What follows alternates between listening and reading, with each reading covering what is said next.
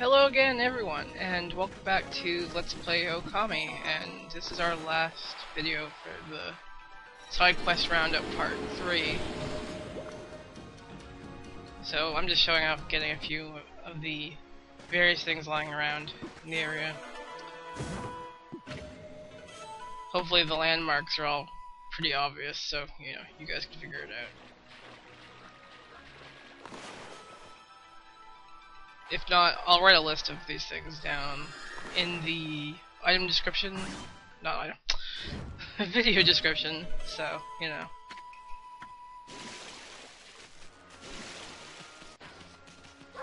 So yes, now that we've freed the city, you can actually race Hayate, who I believe is Ida's brother, or maybe it's his cousin. I can't remember exactly. But, there's something about this guy that makes him a little bit more easier than Ida, and that's the fact that he runs in a circular pattern. You'll see what I mean as we get there, but one thing you can do is basically just run along, like, off to the side of him, and he will eventually get to the end of the beach and turn around. So, all you have to do is get beside to, like, him to the point where he's gonna turn, and he can literally run right into you. So I don't know why they decided to pull that, but it's just weird. See, watch. What? It's like, where's the challenge in that?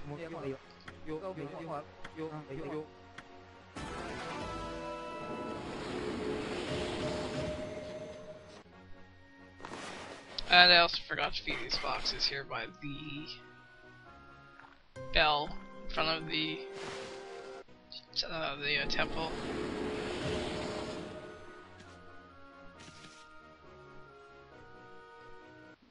So we're gonna go down here.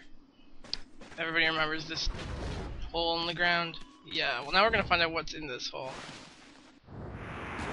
It's a Bandit Spider. He's sort of like a mini boss in a sense.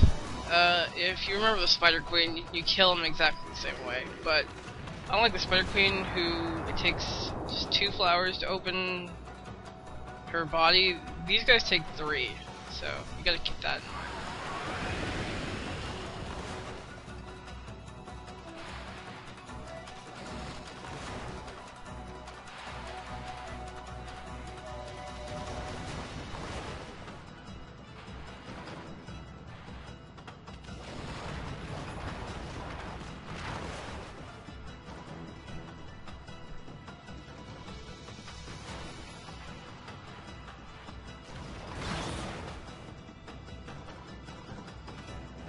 If you have the golden ink pod by this time, it's much easier.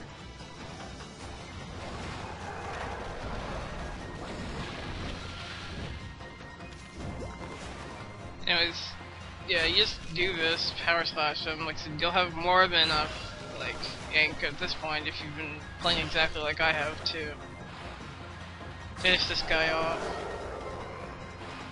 But there's a reason for this. Anytime you meet up with a bandit spider, if you re-enter their lair after they've died, you will find this thing called Devil Gate Trials. Now, I'll explain these.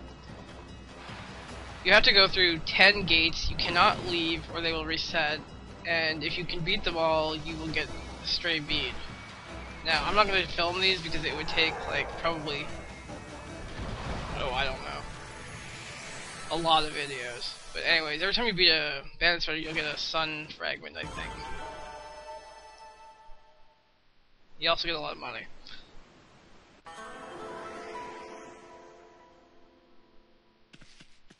So yeah. There's a lot of enemies in these Devil Great Trials. Like, I think, like, you'll fight like 10 enemies per trial or so, maybe more, especially in the harder ones later on. I might actually, like, show, like, the hardest one, because it's very, very difficult, and, a lot of people have problems with it, but, yeah, here it is, 10 gates. I'll cut back when I finish them.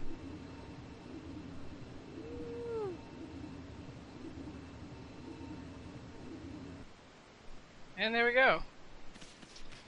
And it will be a stray bead.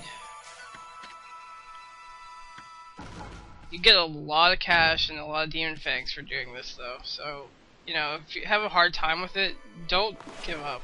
So now I'll show you guys all the warp mist technique. All you have to do is find a large mirror that has the X on it and draw the X over the symbol and you can warp. It's very useful.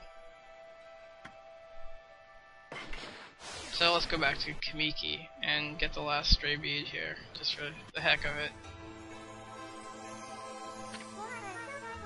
Might as well visit Sakuya too, because I'm sure there's a fruit on the tree.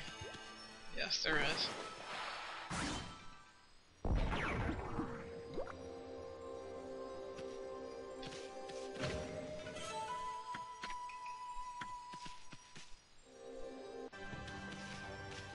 And now for this. The last stray bead in Kamiki is up here now. A lot of people wonder how to get up there. Well, I just showed you, but I've seen people play this game and they've like jumped all over the place. Like they never even thought to use the rock as like a leverage point.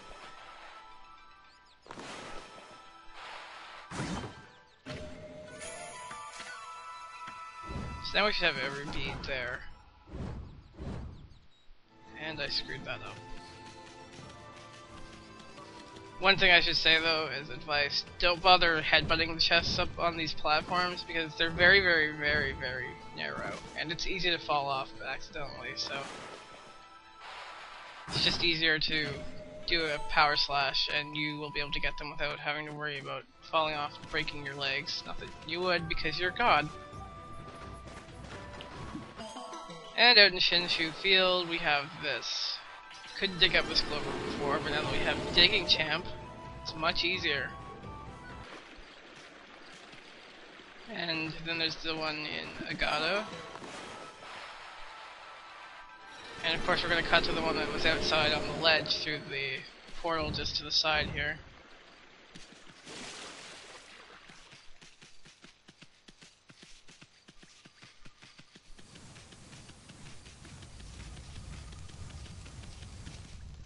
If I can get through this wall, that is.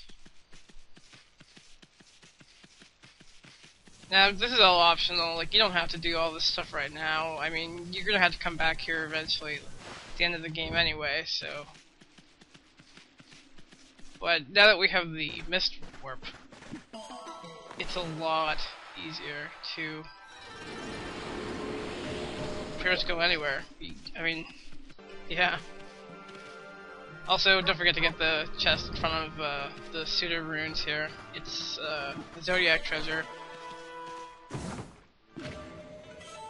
This is more for completionist's sake, but it's worth some good money. Oh, and remember this place in the pass? Well, it was right beside where Bingo was, so it's hard to miss. And if you go in here, there's like a migration of monkeys. I don't know why monkeys are living in a hole under the ground, but every once in a while you'll come across these little things with like a ton of animals in them. Yeah, 48 praise, holy smokes.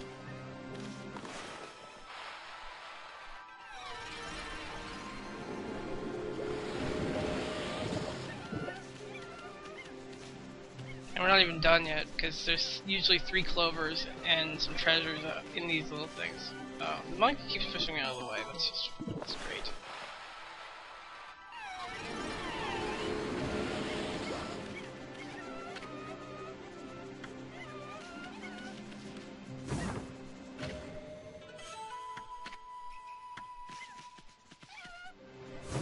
Well, I guess Molly isn't going to have any more treasures because we're going to steal them all.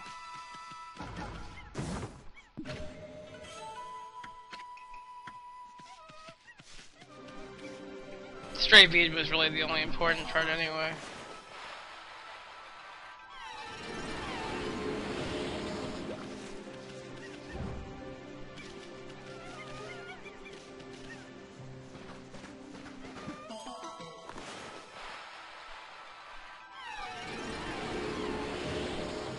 Alright, so next time on Let's Play Okami, we will go to see Kaguya. I'm Kawaii Ninja Cat, and I will see you all later.